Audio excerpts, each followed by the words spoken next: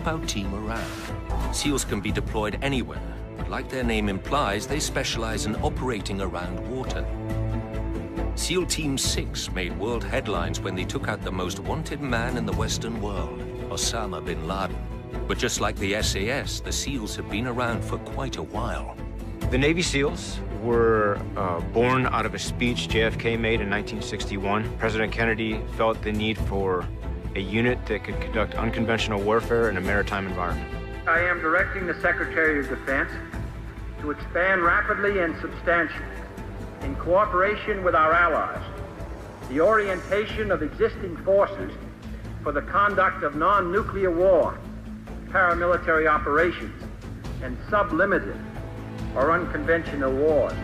The U.S. Navy SEALs' first success was in the Vietnam War as an unconventional warfare unit that wreaked havoc on the Viet Cong. They were known as the men with green faces because of the camouflage paint they used. What makes the United States Navy SEALs unique is how cold, dark, deep, salt water sorts men out. And this is what makes their selection process so rigorous, so demanding, and produces so few graduates. Not only do SEALs participate in standard special operations training, but they also have to learn to do it in, around, and over water.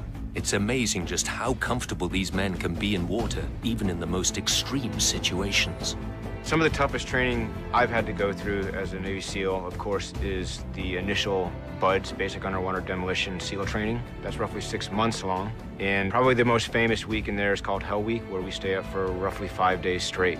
The SEALs' affinity to water raised a few eyebrows when they were deployed to a war in the desert. When SEALs first showed up at the beginning of the war in Afghanistan, we brought our high-speed assault craft, these boats.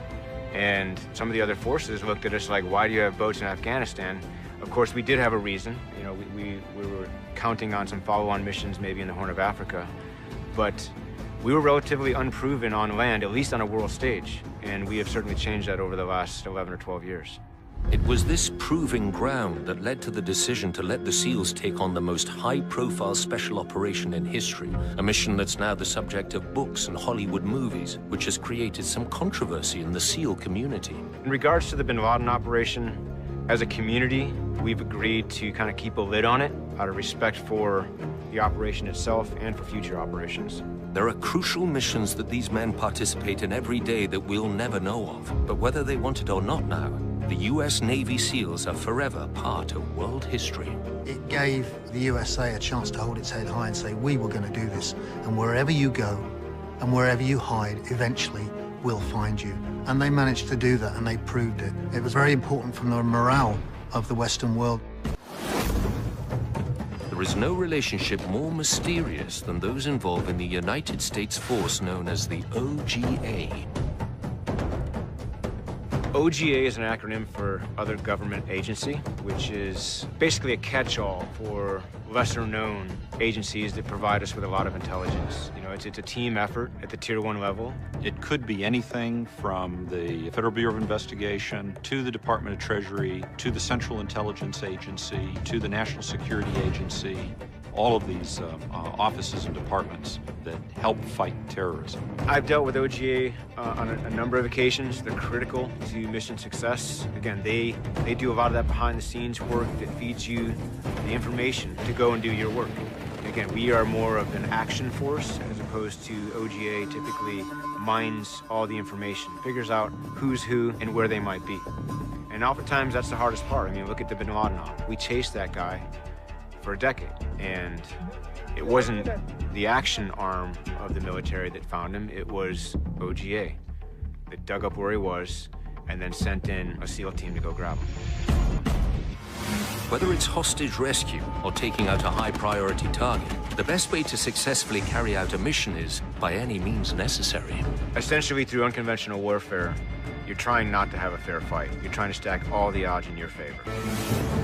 Delta Force is also a component of JSOC, the Joint Special Operations Command. Where the U.S. SEALs represent the Navy, Delta's primary function is counter-terrorism and direct action missions such as hostage rescues.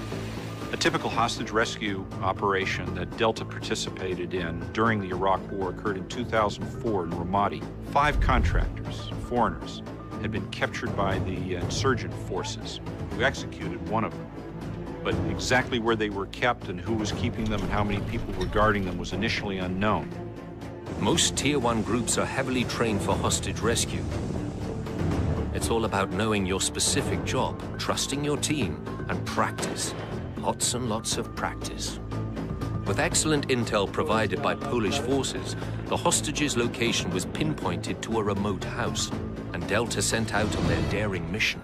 Once the hostages' location was fixed, Delta, with support of its organic aviation unit, the 160th Special Operations Aviation Regiment, would have conducted a templated hostage rescue operation. Delta came in by Black Hawk, fast and furious. By flying low to the ground, the thundering blades of the copters wouldn't be heard until they were right on top of their target. With seconds to prevent the loss of lives, Delta stormed the house from all directions.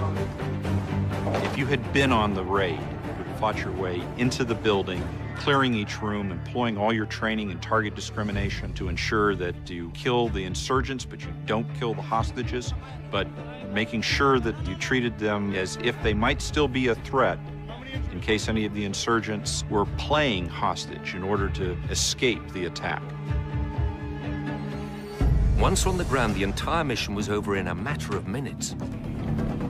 The 4 remaining hostages were rescued, and the kidnappers had no idea what hit them. Thanks to specific training that only Tier 1 units experience, Delta was able to do their job with sharp precision.